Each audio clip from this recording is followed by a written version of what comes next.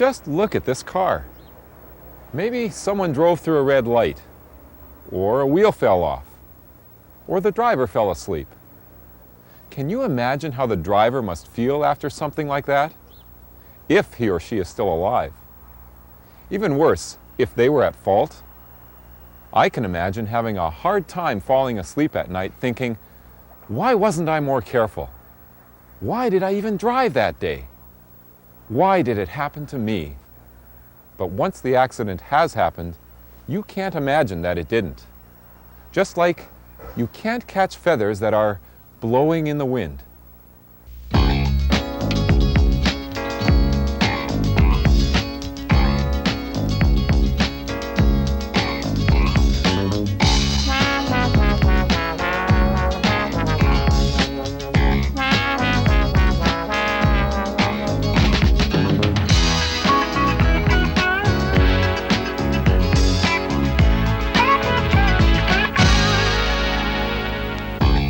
It's crazy. The harder a person tries to fall asleep, the longer it takes.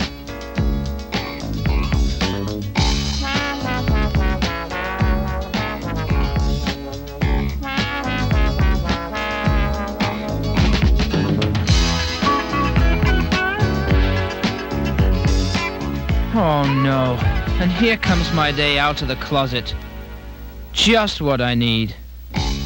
I shouldn't have done what I did. Putting my own lawnmower through as a company expense. I know it was wrong, but it was so easy, and nobody will ever notice. I know that for a fact. Ah, shucks, it's buried in there good. The whole thing will go away. A year from now, I won't even remember that I did it. But I was, should I say, taken aback by what Sandy said at dinner tonight. That brash kid. She said she copies on her exams in school whenever she has to. Doesn't take time to study, and then sits beside a friend who did and sneaks the answers off her.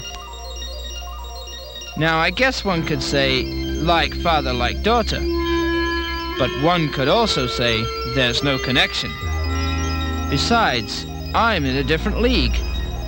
I have a responsibility to do everything I can to make ends meet around here. So I help the family budget along once in a while.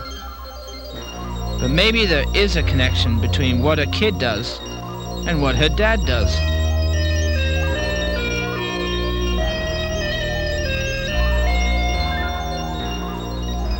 Hey, what have I been doing?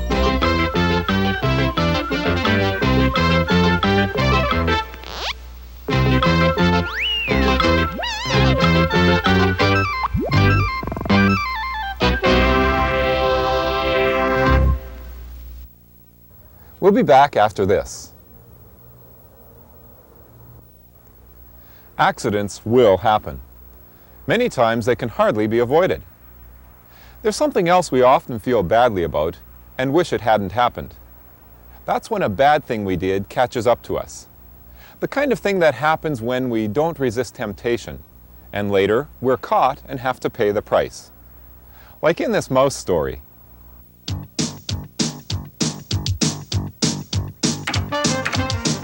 Once upon a time, a woman had 3 mice in her house. The mice got along very well with each other.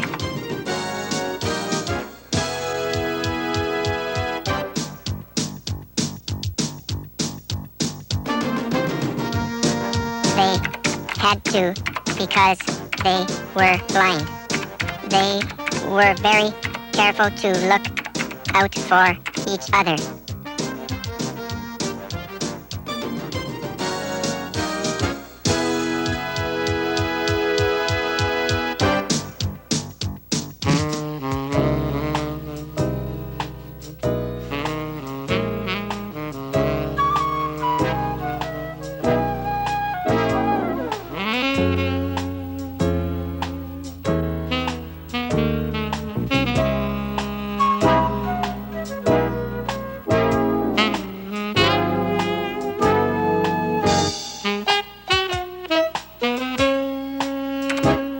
One day, their cousin came to visit them from the city.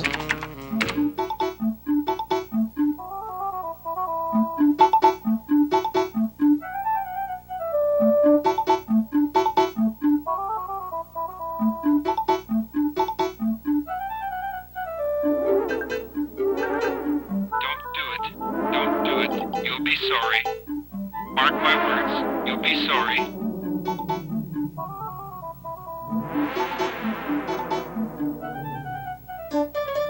Don't do it. Don't do it. You'll be sorry. Mark my words, you'll be sorry. Don't do it. Don't do it. You'll be sorry.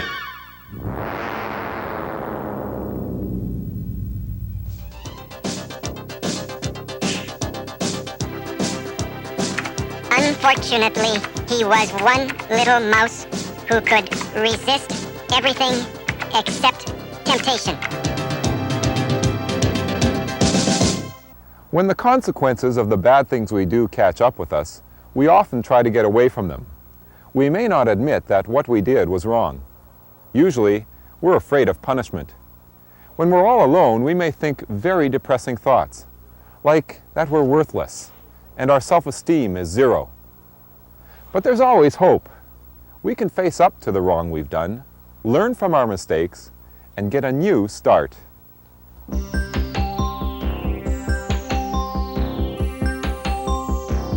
Pop tastes good while it lasts. In a minute or two, all that's left is an empty aluminum can. A worthless shell of metal to throw away. But wait, is it really just garbage? Or is there something in here that can be saved? Every year, millions and millions of aluminum cans like this one are emptied into people's stomachs. In the province of Manitoba in Canada alone, more than 130 million pop cans a year are placed on the shelves. That's over 130 cans of pop per person per year. So you drink one of these cans of pop, and instead of throwing it away into the garbage can, you throw it into a recycling bin. Here, it'll have a second chance. Besides, you can get paid for every can you collect. Once the cans have been collected, they are taken to the compactors. And here, they are crushed, but not one at a time. If you've ever had biscuits for breakfast, I wonder how you'd like this one. This is a 40-pound aluminum biscuit. Guess how many cans are in here? Would you believe about 900? Next, the smelter. The biscuits are banded together and shipped to, maybe, Hastings, Minnesota. Here they are melted down into a super hot furnaces. What is left is aluminum ingot, the basic material from which cans are made. The ingot is shipped back to Canada, Kingston, Ontario, where it is rolled into large sheets of aluminum. They look something like this aluminum foil, only much bigger and thicker. From here, it's off to Edmonton, Alberta, for the cutting and forming of new cans out of these sheets. The sheets are cupped, trimmed, and shaped. Then it's the painter's turn. The red and white of Coca-Cola, the green and silver of Canada Dry, or whatever else is used will be sprayed onto the cans. Now a can is no longer one of millions. Instead, you can identify what it will contain. The painted cans are shipped back to Winnipeg, Manitoba to be filled and sealed. Once they have been filled, a pressurized machine pops a top onto them, and they are sent down a conveyor belt for packaging. Then it's back on the shelf. Over 6,000 kilometers later. Who'd imagine that? People go a long way just to give an empty pop can a second chance. And it all starts with you and me. We'll be back after this. When we're full of regret about something we've done, that's a good time to turn to God for help. He knows everything about us. He's been watching us all the time, and the things we did are not news to Him. The sins we do make Him sad, but He's always ready to forgive us and change us if we seriously want Him to. Like the story of this man in the Bible. There's a character in the Bible named Peter. When he was young, he lived by a lake and became a commercial fisherman. One day he had a strange experience. A man named Jesus was talking to great crowds along the seashore nearby. He asked Peter if he'd mind lending out his boat for a while. No problem to Peter. He pushed it out into the water, away from shore a bit. Jesus sat down in the boat and told stories to the people on shore. When Jesus was done, he asked Peter to row out where it was deeper and let down his nets to catch some fish. "You'll catch a lot of them," he promised. Peter didn't believe it. "Sir, we fished hard all last night and we didn't catch a thing. But if you insist, we'll try again," he said. As they fished, an amazing thing happened. The nets filled so full that they began to tear. Peter shouted for help to his partners in another boat, and soon both boats were filled to overflowing with flopping fish. Peter was absolutely amazed at what had happened. He respected Jesus so much that he left his boat and traveled along with him. Years later, after Peter had gotten to know Jesus very well, Jesus was on trial in a court. The leaders in the country where he lived didn't like the things he was teaching about himself and about God. The miracles he did bothered them too. Peter sat in the courtyard, afraid of what was happening. His good friend Jesus was going to be executed. Peter was afraid to identify with him during the trial. While he warmed himself by a fire, a young woman recognized him as someone who had been a close follower of Jesus. "You were with Jesus too, weren't you?" she asked. Peter got self-conscious with the soldiers and servants staring at him. They might kill me too, he thought. "I don't know anything about it," he insisted. Quickly he left the fire. But another woman saw him and said the same thing. "This man was with Jesus," she announced loud enough for everyone to hear. "I don't know the man," Peter lied. It happened a third time. Again, someone recognized him as having been with Jesus. A third time, he denied it. Then a rooster crowed. Jesus had told Peter earlier that this would happen.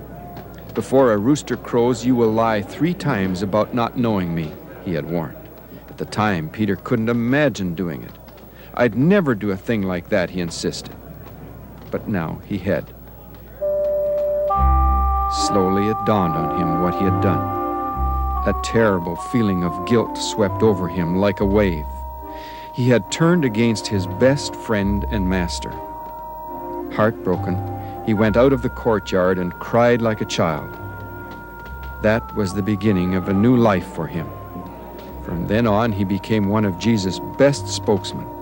He became known as an outstanding person with great courage, and he helped many other people come to love Jesus, as he now did.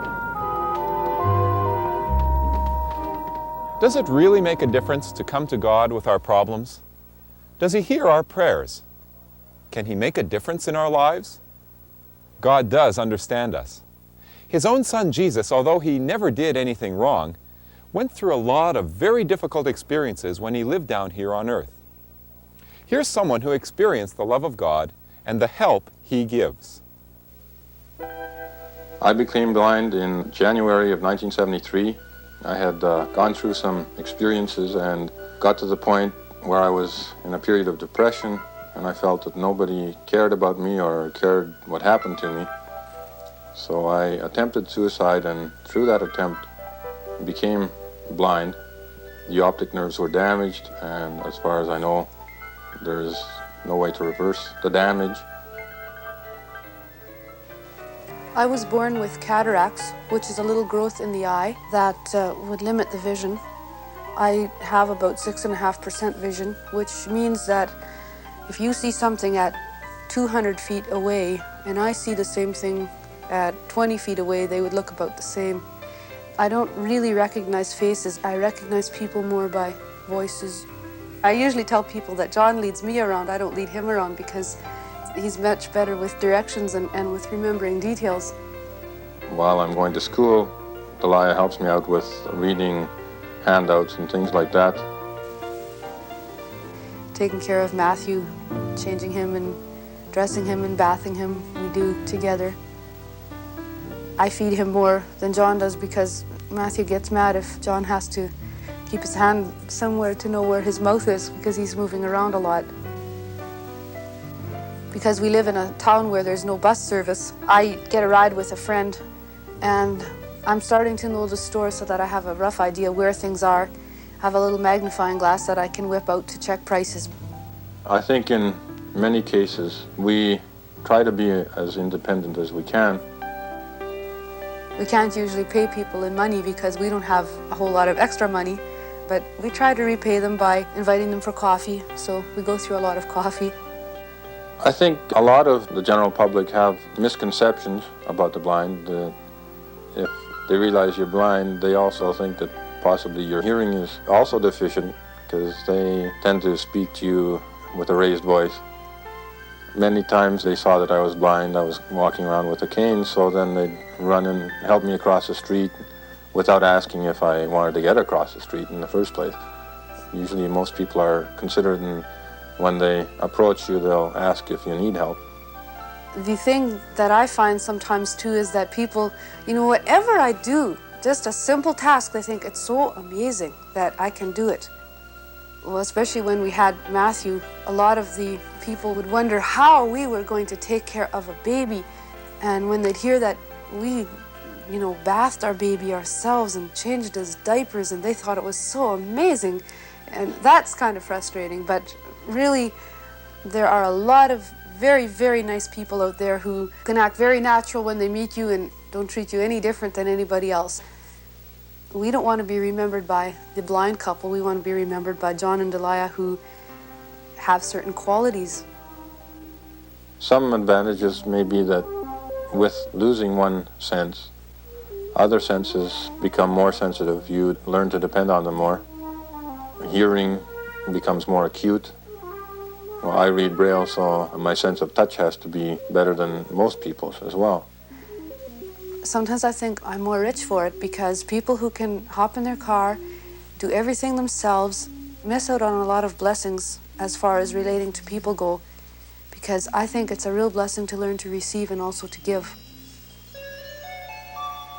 I guess I can form an image from feeling Delia's face or Matthew's face. I can sort of form a mental picture of what they look like, but how true to the actual physical makeup that would be, only time will tell. I know that his nose turns up slightly. He has cute little chubby cheeks. When we get to heaven and all disabilities will be gone there, then I'll be able to see Delia and Matthew and everyone else. I can't see birds or the little things in nature, but I like to listen.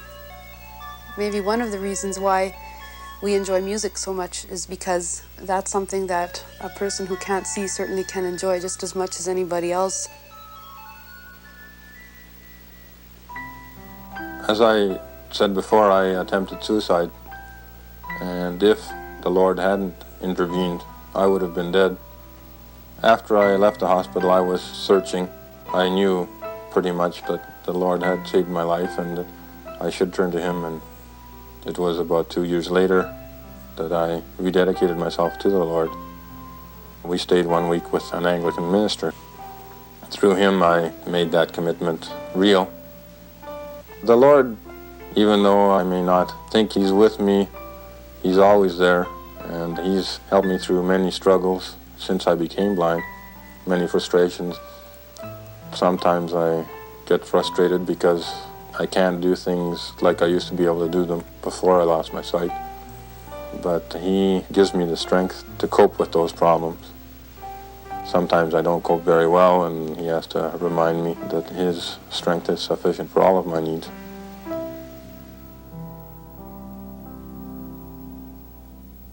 We'll be back after this.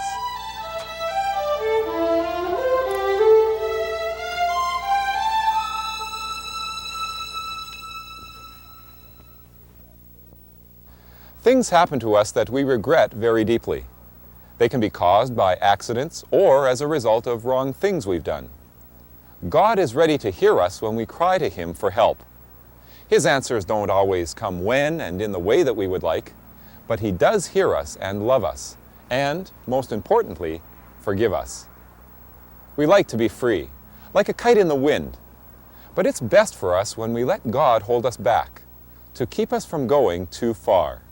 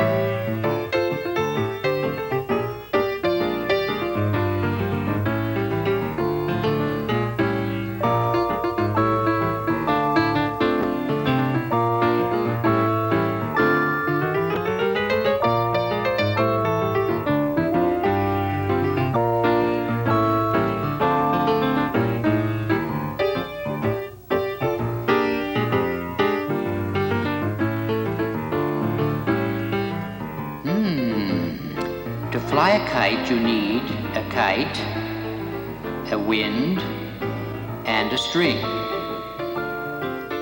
You can't fly a kite without a wind and a string.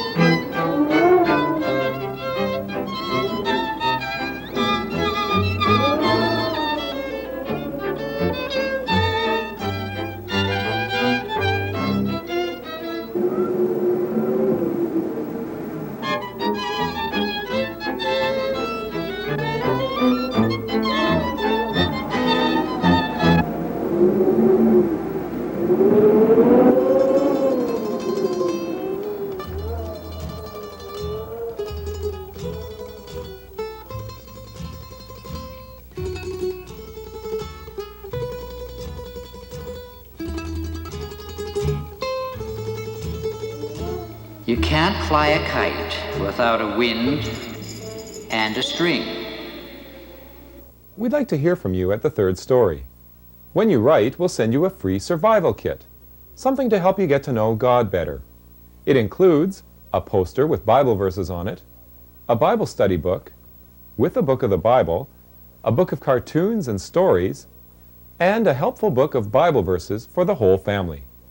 Write for your free kit to The Third Story, Box 2, Station F, Winnipeg, Manitoba. That's The Third Story, Box 2, Station F, Winnipeg, Manitoba. We'll be waiting to hear from you.